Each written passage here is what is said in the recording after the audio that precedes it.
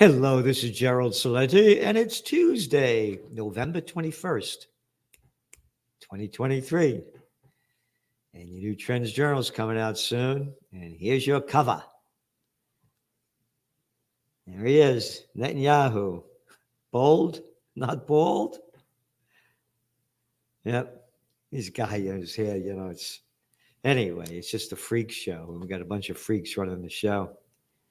And this what's going on in Gaza is just totally disgusting. There's an article that came out just a couple of days ago about. Here's one. This shows you the hypocrisy of the news. More than 10,000 civilians killed in Ukraine since Russia's invasion, UN says. Big story. Let's see. I'm not good at math, but that's almost 2 years ago, right? February 2022. Excuse me. What was it? February. Yeah, almost 2 years. 21 months. 21 months. Israel has killed over 13,000 Palestinians, some 5,000 plus children of the murdered and women, another couple of thousand. But that's okay. But those dirty Russians, my God. Yeah. You got your Russians, you better catch up. It's only a month and a half that the Israelis killed 13,000. It's taking you almost 2 years to kill 10,000 civilians. What's the matter with you?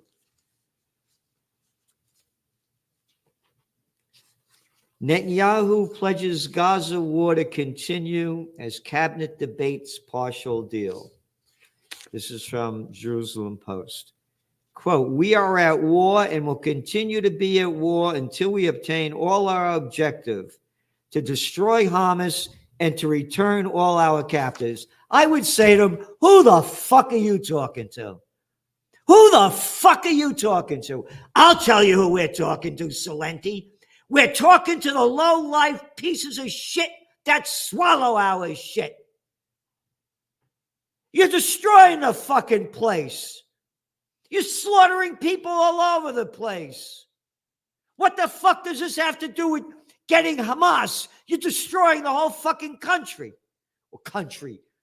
25 miles by 5 miles, the Gaza Strip that you're stripping to death. And all this fucking bullshit. We're doing it to get Hamas. What a bunch of crap.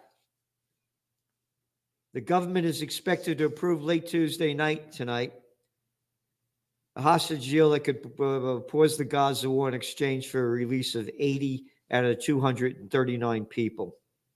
Opponents to the deal warn that it will harm Israel's ability to secure the release of all the hostages and complete Israel's military campaign.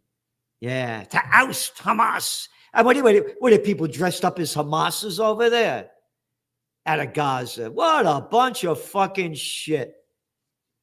Because you got a bunch of fucking shitheads running the show. And this is, to me,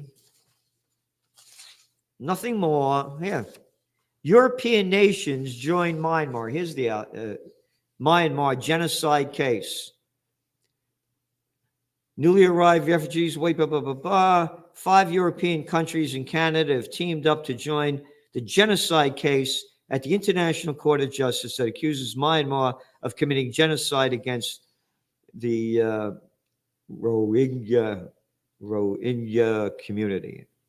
Denmark, France, Britain, Netherlands. Britain filed a joint declaration. Yeah. But no genocide that Israel's committing? Oh, that's different. They could do whatever they want. I forgot.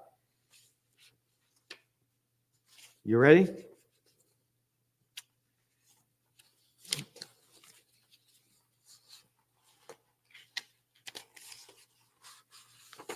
Representative Angie Nixon, a Democrat, was speaking early this month on the floor of the Florida legislature in support of a resolution she sponsored calling for the de-escalation and ceasefire to end wanton killing of Palestinians in Gaza and beyond.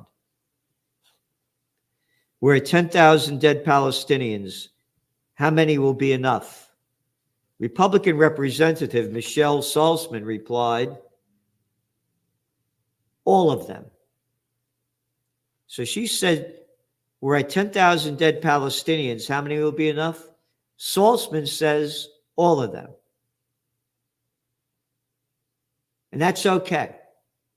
That's okay. She's Salzman. She can say anything she likes.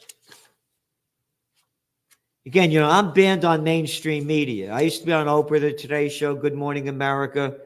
You name it, I was on. Fox and Friends, everybody all over the place. Tucker Carlson, you name it, everybody. I'm banned for the mainstream media. And the one way my message can get out is through social media. So please take a second to hit the like thing over there, this video. It's free to do. It just takes a couple of seconds to do. And it goes a long way to beating the algorithm. So we're giving you everything we can, and we need your support to make it happen, because this thing is turning terrible, and we're fighting for freedom, peace, and justice. Yeah, this is very, very sad what's happening here. The definition of genocide, by the way, is the deliberate killing of a large number of people from a particular nation or ethnic group with the aim of destroying the nation or group, which they're doing. So it's pure genocide in front of everybody's eyes, because when you read your Trends Journal, you have a bunch of articles in here. We have a whole section on the Israel war. I mean, a whole load of articles. And they're top Israeli politician, burn Gaza now, nothing less. It's here. It's all here. One article after another. It's pure genocide. So, a whole load of articles on what's going on there. And on the economy, by the way, the markets went down today, finally, a little bit. And the numbers, the reasons it's going down, and we've been writing about this each week, putting in the numbers, holiday hirings of people are way down from last year. And now you're coming out, Lowe's, Abercrombie and Fitch, one after another, Target, Walmart, all warning of low holiday sales. We've been warning about this. We said that the markets were going up during the summer. They would go up because people were spending money on hospitality and restaurants, services, that kind of thing. Not buying things, because when you look at the manufacturing numbers, they're in negative territory. They're in negative territory in China. They're in negative territory in Europe. They're in negative territory in America. You got negative purchasing, manufacturing. So people are buying less. So get ready for the recession. It's going to happen. So there's a very high expectation also that equity markets may go way down in December, because it's not going to be a happy holiday. The other thing to look at is what's going to happen this Sunday when they meet over there with OPEC. The Muslim nations are totally against what Israel is doing. And back in 1973, they cut back oil, And that was the beginning of, by the way, of the big inflation cycle. That's when it really, really took off. I remember it. I remember it well. I remember when there were cars lined up all over the place. You couldn't get gas. And prices went way up.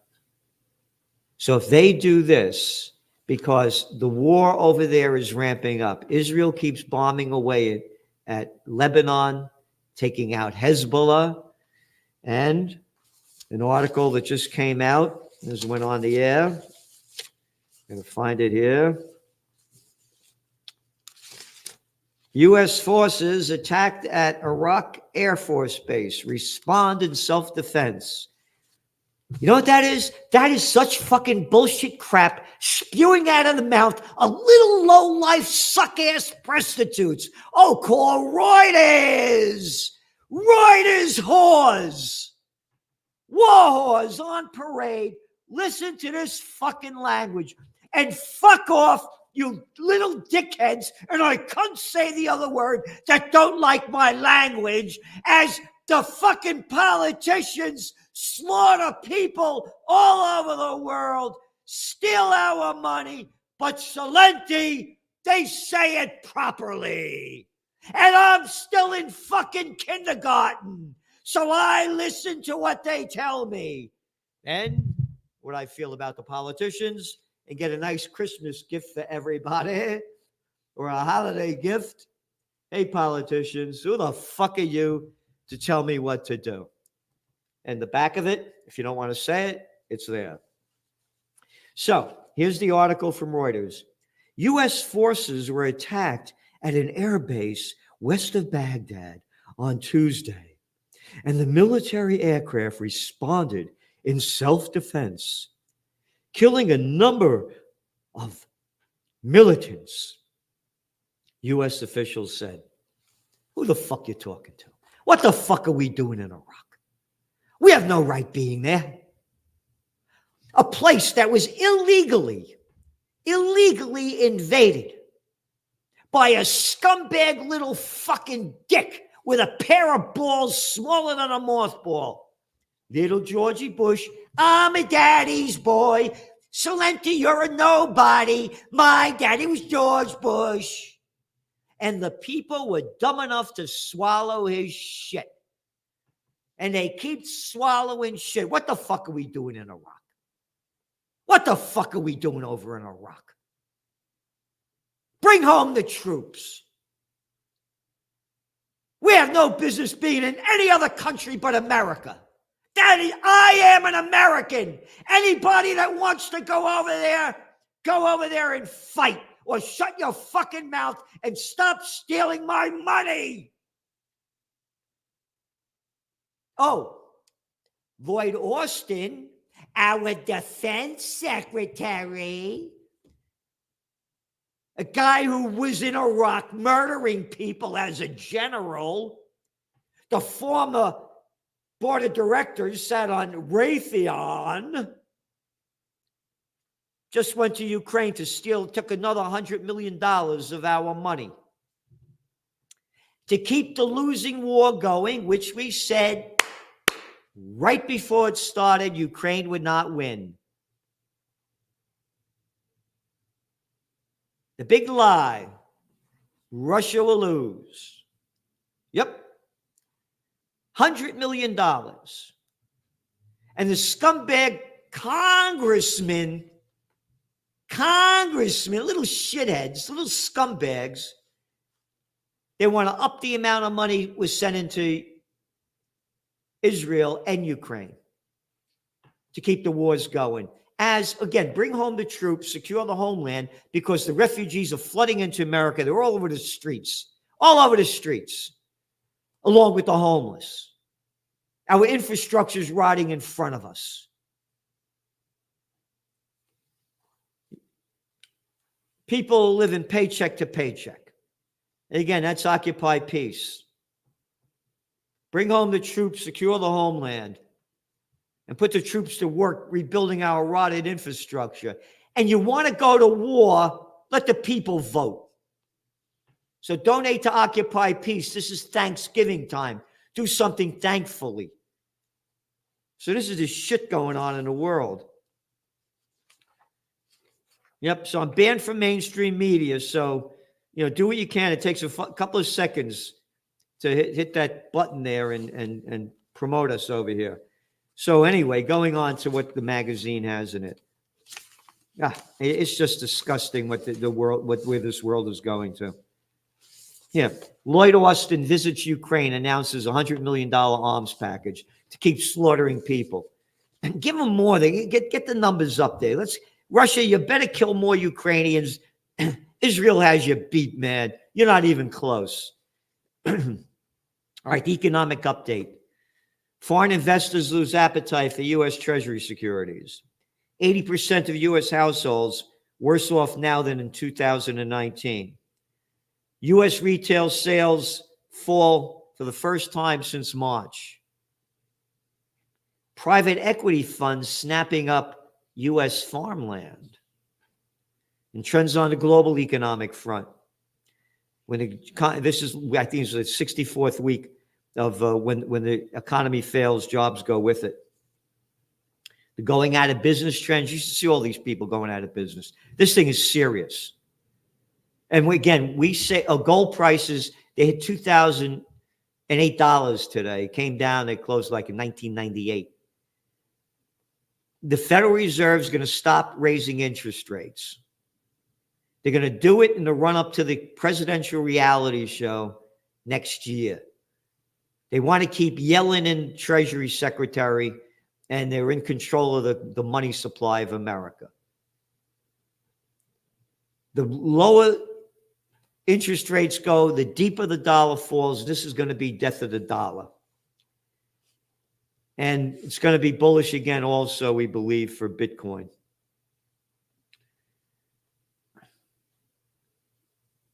So what else we got? Eurozone economy headed for another lost year. Europe's labor market peaks, layoffs coming soon. Retail sales in UK keep slowing down. Again, retail sales everywhere. Another luxury brand reports third quarter slump. We've been week after week after week after week, we've been reporting what the luxury brands are doing. This is very, very important because the fish rots from the head down. Got it? So if there are less luxuries buys going on, the bottom's going to fall out heavy. This is important, and we've been doing it by the week. Again, you go to trendsjournal.com, trendsjournal.com, and you're getting a magazine that you're not getting anywhere else in the world. There's no magazine that tells you what in the world is going on and what's going to go on. No place, nowhere, anywhere. And then, again, a whole section on the Israel war, a whole section on the geopolitics, what's going on, the geopolitical trends, and featured guest articles. There's one by Joe Duran, ex-going thermonuclear in fight for free speech, and he also does trends in technocracy. This guy's a technocracy king. You want to get his book, too, Be Human. And this guy's we're really putting it together. Trends in the cryptos, trends in geopolitics, and trends I view. COVID war casualties, more American children missing school than before COVID war, which we had warned long time ago, and it's only getting worse. Trends in high-tech science by Ben Davis, and a whole section in trends in AI. And again, if you don't want to read it, last week's magazine was almost 200 pages. So you can listen to it. Again, we're giving you you don't have to read the whole thing. You read what you want to read. But this is really serious what's going on. We are in a very critical time. We got maniacs in charge.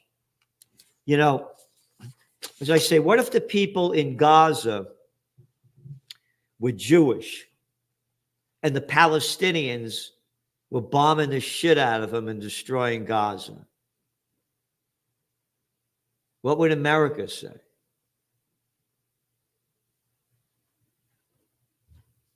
It's not a question of right or wrong. It's a question of who you're getting paid off by and your hatred for peace on earth or freedom. And again, we only write the facts. They're stealing more land over there now in Israel in the settlements, which are totally illegal by all definition, in violation of Article 242 of the United Nations. Settlers are taking, again, you know, and the Geneva Convention, the Security Council Resolution 242, the resolution calls for withdrawal of Israeli troops from the occupied territories, acknowledges the claim of sovereignty, territorial integrity, and political independence of every state in the region, and calls for the UN Secretary General, blah, blah, blah, blah. All right? Yet since 1967, Israel keeps stealing all the land that they want with no punishment. And save the word settlers, shove it up your ass, Lindsey Graham, because you probably like to get it shoved up your ass. They're not settlers, they're stealers. And if anybody else was doing this, there would be outrage.